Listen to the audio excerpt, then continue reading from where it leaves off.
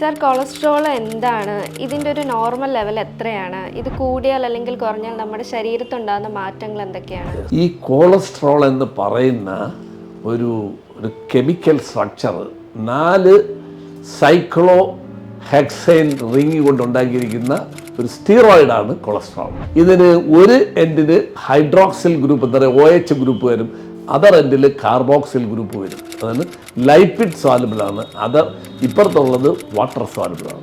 ഇത് ശരീരത്തിന് വളരെ അത്യാവശ്യമാണ്. നല്ല ഒരു 3 മെയിൻ ഫങ്ഷനുള്ളത് ഈ കോശങ്ങളുടെ ഭിത്തികൾ ഉണ്ടാക്കിയിരിക്കുന്നതിന് കൊളസ്ട്രോൾ കൊണ്ടാണ്. വൈറ്റമിൻ D ഉണ്ടാക്കുന്നതും ഈ കൊളസ്ട്രോളാണ്. അപ്പം കൊളസ്ട്രോൾ കുറച്ച് കഴിഞ്ഞാലും കുഴപ്പമാണ്, കൂടിയാലും കുഴപ്പമുണ്ട്.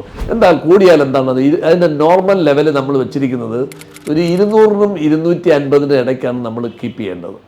200-ന് താഴെ ഹൃദ്രോഗം ഉള്ളവർക്ക് നമുക്ക് താഴെ കൊണ്ടുവരണം. അതല്ല നമ്മളെ പോലുള്ള സാധാരണ രോഗം ബാധിക്കാത്തവർക്ക് ഇതിന് 200-നും 250-നും ഇടയ്ക്ക് നിൽക്കുന്നതാണ് അഭികാമ്യം. 250-ന് പുറത്ത് പോയി കഴിഞ്ഞാൽ എന്ത് സംഭവിക്കും? ഈ കൊളസ്ട്രോള് എക്സസ് ആവുമ്പോൾ ഈ ഭിത്തികളിൽ നമ്മുടെ കോശങ്ങളുടെ ഭിത്തികൾ ഡെപ്പോസിറ്റ് ചെയ്യും. അപ്പോൾ എന്ത് പറ്റുന്നു? അത് റിജിഡാവുന്നു. റിജിഡ് എന്ന് വെച്ചാൽ കട്ടി പിടിക്കുന്നു. അപ്പോൾ രക്തക്കുഴലിൽ കട്ടി പിടിച്ചാൽ എന്താണ് ഉണ്ടാകുന്നത്? ഹാർട്ട് അറ്റാക്ക് ഉള്ളൂ ഇതിൻ്റെ മെയിൻ കാര്യം.